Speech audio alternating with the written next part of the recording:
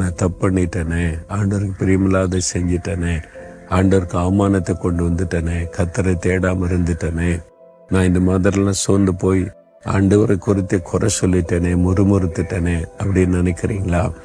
எப்போ அதை தப்புன்னு உணர்ந்தீங்களோ அப்பவே அவருடைய அன்பு உங்களை நெருங்கி வர ஆரம்பித்து விட்டது. நான் இப்படி உன்னை மறக்க முடியும், நான் இப்படி உன்னை வெறுக்க முடியும், நான் இப்படி உன்னை கைவிட முடியும், நீ என்னுடைய பிள்ளை தானே, என்னுடைய மகள், என்னுடைய மகன், நான் இப்படி வெறுக்க முடியும்னு ஆண்டவர் சொல்றார். நான் உன்னை வெறுக்கவும் மாட்டேன், கைவிடவும் மாட்டேன்னு சொன்ன அவருடைய அன்பு எவ்வளோ ஆச்சரியமான அன்பு இல்லை? அப்போ அந்த ஆண்டவருக்கு நீங்க சொல்லுங்க, ஆண்டவரே உங்களுடைய அன்பு மாறாத அன்பு, நான் தான் அந்த அன்பை புரிஞ்சு கொள்ளாம தப்பு பண்ணிட்டேன், உங்களை வேதனைப்படுத்திட்டேன், முறுமுறுத்துட்டேன், உங்க வீட்டு விலகிட்டேன், என்னை மன்னிச்சிருங்க. நீர் கைவிடாத தேவன், என்னை கைவிடாதபடி நடத்த உங்க கரத்துல மறுபடியும் ஒப்பு கொடுக்கிறேன்னு சொல்லுங்க. அவர்